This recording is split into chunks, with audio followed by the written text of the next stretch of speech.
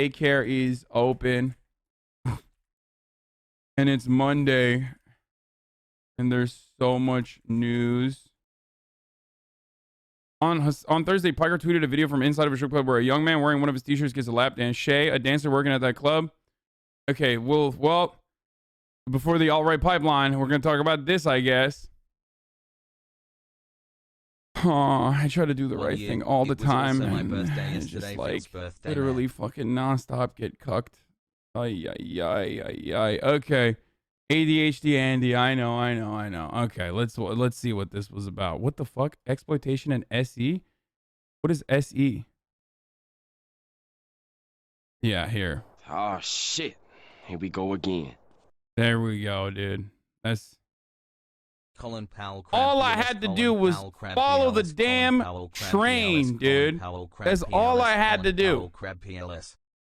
Anyway, Samantha Cole writes like the sex worker beat for Vice, and she was like reaching out this morning to my friend Shay, who's a stripper, sex worker, and about like the tweet that ignited SWERF Twitter. Okay, tweets and past comments from leftist Twitch streamer Hasan Piker have kicked off yet another argument online about whether sex work is inherently exploitative. On Thursday, Piker tweeted a video from inside the strip club where a young man wearing one of his t-shirts gets a lap dance. Shay, a dancer working at that club, took the video and sent it to Piker. She told me that she had everyone's consent who appeared in the video to record and share it. The tweet reignited the endless debate about whether sex work is exploitation, with some Piker fans accusing him of taking advantage of what they perceive to be an inherently... Those weren't my fans. And others who claim that sex work is simply work made more dangerous and exploitative because of stigmatization, marginalization, and criminalization. One of the people arguing in Twitter thread about lap dance replied to Piker and wrote, "Just wondering why your followers engaging in the sexual exploitation of women is something you want to brag about." They then tweeted a video from a stream between Piker and Felix, who was banned from the Overwatch League for using homophobic slurs against another player. I love that they fucking had to fuck over Felix too for literally no reason. Where Piker talks about his experience hiring sex workers. I've had sex with not even sex workers. I've gone to a brothel, Artemis in Berlin, and I had sex with the workers there, he said. Piker has been outspoken on streams and Twitter before about sex workers' rights. I'm in a space dominated by gamers where some of the more vocal minorities have reactionary points of view against sex work and sex workers, sometimes women in general. So it comes up more often than you'd think, he told me. I did tell her that. All of this set off a debate online about whether sex work, stripping, and brothels are inherently exploitative. In 2016, Berlin authorities raided Artemis in a human trafficking investigation. Piker said that this clip is from a few months ago, but his visit to Artemis was around 2010. Some people on Twitter used as a point to argue that all brothel keeping and all sex work is exploitative, a line that sex worker exclusionary radical feminists use to make the condition less safe for marginalized workers, pressuring platforms, payment processors, and lawmakers into pushing them further to the margins. As one of the most popular and polarizing figures on Twitch, Piker regularly trends on Twitter for actions that may or may not be controversial if done by someone else. Piker was criticized after buying a $2.7 million home in West Hollywood and after the Twitch hack, which revealed that he is among the most highly paid streamers on Twitch. The general thrust of the criticism was that he was hypocritical for making a lot of money from capitalism while talking about how capitalism is bad. Articles about Artemis raid relied on police reports which said that the brothel constituted a brutal and illegal system of severely exploited dependent women. Just because the cops say they've conducted a human trafficking sting, however, it doesn't necessarily mean there was any actual human trafficking happening. During the raids, police have stolen from sex workers, brutally abused them, sexually assaulted them, and put them in handcuffs in the name of saving them. News reports about raids almost always rely on the word of a police spokesperson, but cops frequently lie to the media. They do. In the Artemis sting, the 6 people detained were accused of tax fraud and withholding Social Security contributions. I don't think sex work / stripping is inherently exploitative, Shay told me. Many of the arguments people have against sex work bring up the same conditions people in other industries experience, she said.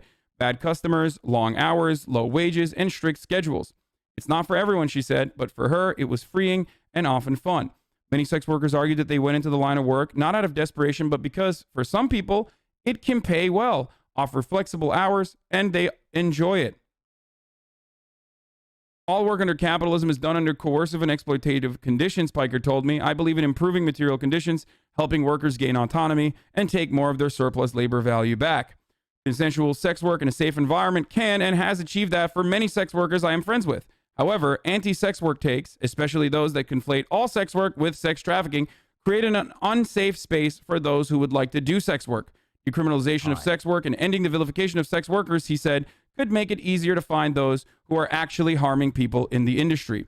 Of course, there are crappy customers, but that comes with any industry. The difference is, if I have problems, I can either leave or my management and security have my back and the customer is thrown out, Shea said. I go to work, get paid to entertain people, talk with them, and have drinks with them, and I go home. People just have this preconceived notion of what a strip club is like and what strippers are like, and it seems we're either victims or dirty whores undeserving of love. Shea fucking was spitting on this article, okay?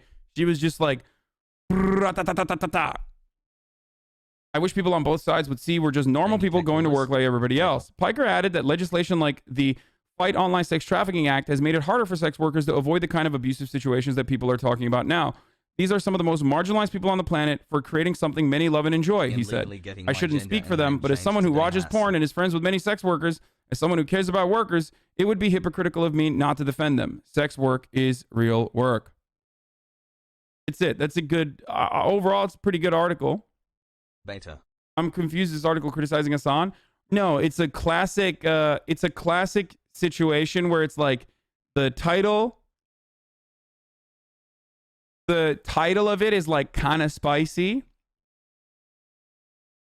but they always do this. Every fucking outlet does this, dude. I mean, what are you gonna do? You know, it's just, it is what it is. Capitalism is when $19 polishing cloth.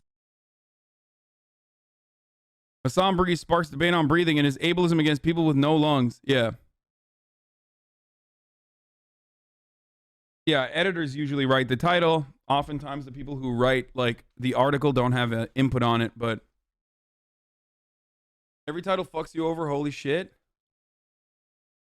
Yeah, it sucks. Why do they have to drag Felix into this? Because that's just how media is, dude. It's so sad that like they always reduce people to their worst moments. You know what I mean? At HasanAbi, it's our 1 year. When do I get to start having bad takes?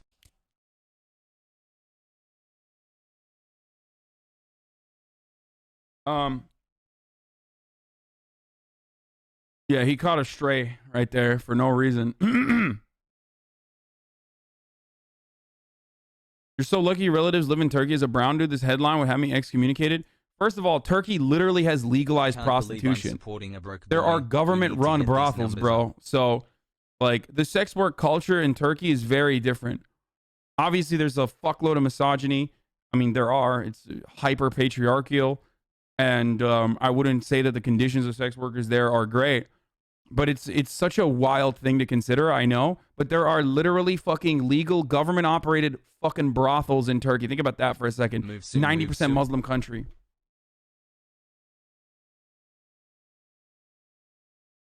Anyway, hey, could you not get into a controversy for like a week, bro? I can't not.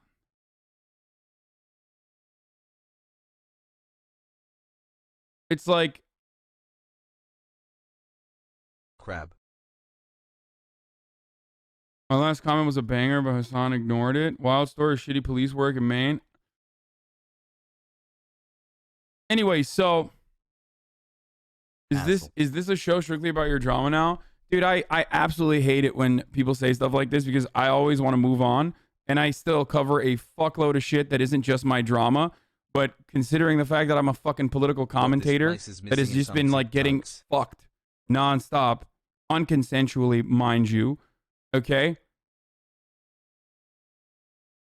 Unconsensually, mind you. Hey, chatted girl told me I look like I work like it happens to be some good food spots. It happens to be about, you know, important issues.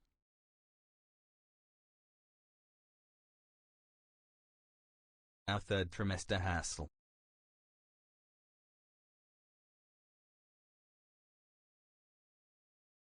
My kid says she saw this brothel shit on TikTok. Yeah, there's a lot of fucking SWERFs on TikTok. I have no control over whatever the fuck goes on TikTok. I can barely control the momentum. I can barely control the momentum that revolves around fucking like Twitter. Federal. And I have a very active audience there. Obviously, we got HosTwit. We got, you know, a lot of media people on Twitter. So it's like impossible for me to even like remotely go near or have any say in what the fuck goes on TikTok when I have nothing on TikTok.